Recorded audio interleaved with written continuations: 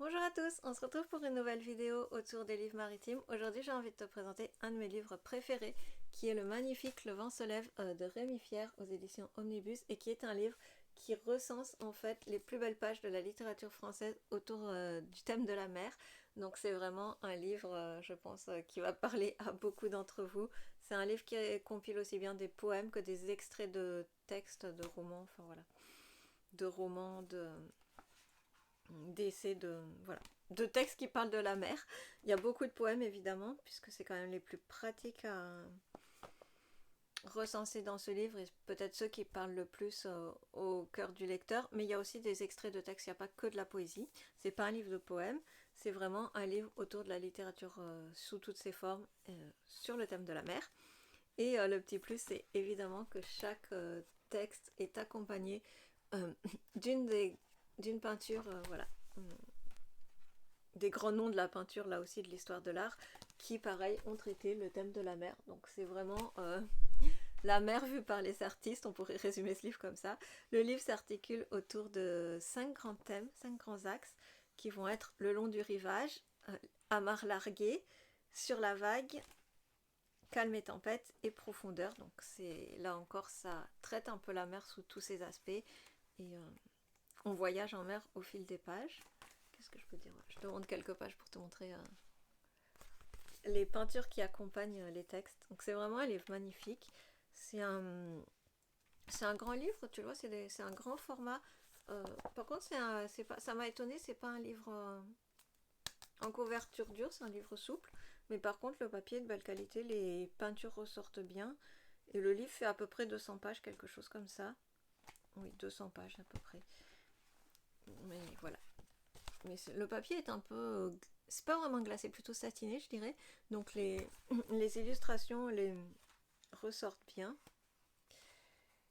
Il y a quelques photos, mais très peu en fait. Voilà, là, je te montre, il y a une photo. Il y a très peu de photos, ça va vraiment plus être des tableaux, des grands tableaux, là encore, qui ont fait l'histoire de l'art autour du thème de la mer.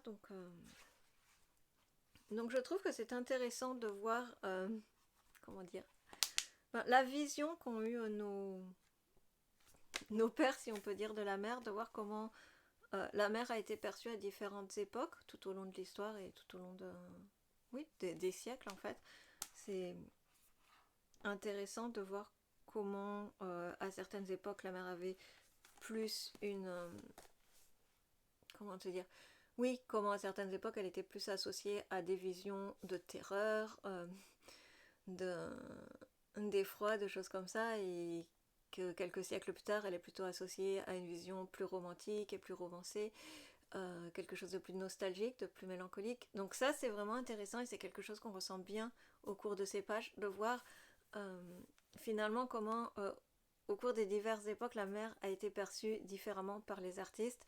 Et ça, je trouve que c'est quelque chose de vraiment très intéressant. Et le parallèle avec la peinture, du coup, se fait assez naturellement. La façon dont le livre est agencé nous permet de faire ces parallèles et ces associations d'idées assez facilement.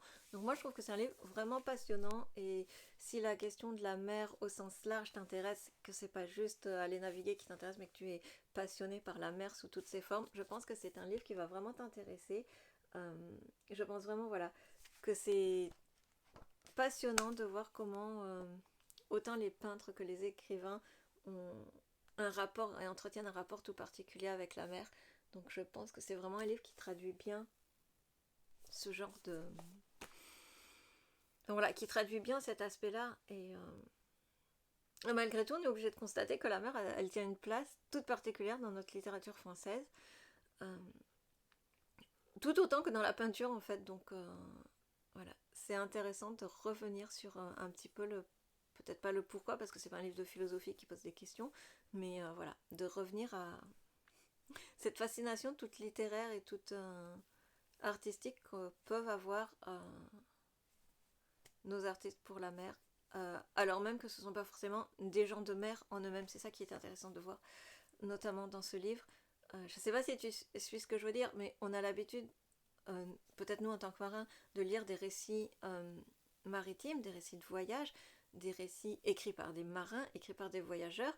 Et là, ce qui est intéressant au cours de ces pages, c'est de voir comment la mer n'a cessé d'inspirer en fait les artistes, les écrivains, alors même que ce n'étaient pas des gens de mer. Et c'est vraiment ça que retransmet ce livre, et de voir le rapport que ces gens ont entretenu avec la mer, de voir comment leur rapport ou la symbolique autour de la mer s'est modifiée au fur et à mesure au fur et à mesure des années, au fur et à mesure des siècles. Je trouve que ça, c'est quelque chose euh, de très intéressant justement, et c'est moi ce qui m'a intéressé quand j'ai acheté ce magnifique livre dans lequel j'adore venir me replonger. L'avantage aussi, c'est que du coup c'est pas un essai, donc tu peux vraiment prendre le livre et venir piocher dedans quand tu as envie. Si tu as juste envie à un moment de lire 2 pages de poésie, de te souffler, de t'évader un peu, tu peux ouvrir le livre au hasard, et voilà, et tu as juste un petit texte d'une page et une magnifique photo à lire, et je pense que de suite ça te ressource, et ça te ramène à la mer, tu ressens cette connexion à la mer même quand tu es loin. Je pense que c'est un livre que tu peux lire même quand tu n'es pas en ville, ou même quand tu n'es pas près de la mer, quand tu es en ville, je veux dire.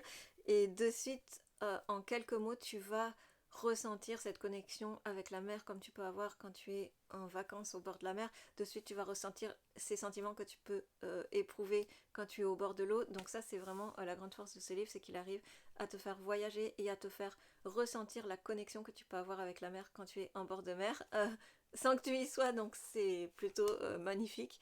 C'est vraiment un livre sublime. Moi, c'est un livre dont je ne me lasse pas. Comme je te dis, le seul petit regret que j'ai par rapport à ce livre, c'est qu'il soit en mou comme ça, parce que c'est des livres qui s'abîment beaucoup plus vite. Enfin, tu vois, moi, je l'ai acheté d'occasion, et il est pas impeccable. Alors oui, c'est de la maniaquerie, mais j'achète beaucoup de livres d'occasion parce que comme j'achète beaucoup de livres tout court, j'ai pas le budget sinon. Et c'est le seul reproche que je fais à ce livre, c'est qu'il soit en mou, ce qui fait que le livre s'abîme peut-être un peu plus vite que si on avait comme quand je t'ai fait la vidéo sur mer, un livre en couverture dure. Ce sont des livres, je trouve, qui vieillissent mieux dans le temps, mais malgré tout, ça reste un objet magnifique. Ça reste un livre magnifique pour un prix qui est assez raisonnable, parce qu'il est, je crois qu'il est aux alentours de 25 euros, moins de 30 euros, ça c'est sûr, en neuf. Donc c'est un livre qui reste très abordable pour la qualité de ce livre. Je vais pas te faire un roman plus longtemps sur ce livre, parce que je pourrais t'en parler pendant des heures tellement j'aime ce livre, tellement j'aime le relire régulièrement. Mais voilà, je pense que c'est un livre un peu différent de tout tout ce que je t'ai présenté au fil de ces vidéos, mais j'espère qu'il te plaira, j'espère que tu auras la curiosité de le lire. Je te rappelle que tous les livres que je te présente, c'est pour donner des idées, mais que moi j'ai aucun partenariat avec personne, je suis une pauvre petite youtubeuse dans mon coin. Mais pour te rappeler que si tu n'as pas de moyens pour acheter des livres, tu peux toujours aller dans les bibliothèques, dans les médiathèques, et tu trouves souvent beaucoup de livres sur le sujet. Tu trouveras certainement une grande partie des livres que je t'ai présentés sur la chaîne. Donc n'hésite pas, je sais qu'on n'a pas tous un gros budget à mettre dans les livres, dans la culture, mais voilà, j'avais vraiment envie de te rappeler ça aussi entre parenthèses, parce que c'est vrai que je te parle beaucoup de livres et que pour moi c'est un gros budget. Clairement, c'est le budget que je dépense le plus dans ma vie, c'est les livres. Euh, Tu verrais chez moi, je sais pas, il y a pas des grands placards remplis de chaussures ou de fringues, mais par contre il y a des bibliothèques partout. Mais peu importe, tout ça pour te dire que si tu n'as pas de moyens pour acheter des livres, tu peux les trouver soit en format, certains en format audio qui sont beaucoup moins chers, ou en format e-book, là encore c'est moins cher. Et tu peux aussi, comment dire, les bibliothèques, les médiathèques, aller les consulter sur place, les emprunter. Donc n'hésite pas, il y a toujours des moyens de se cultiver et de plonger dans ces livres si tu n'as pas les moyens de les acheter. C'était juste la petite parenthèse, j'arrête de diverger. Et je te dis à très bientôt pour une nouvelle vidéo autour des livres maritimes. J'en ai encore plein à te présenter. J'achète vraiment trop de livres. Et je te dis à très vite. Bonne lecture, à très vite.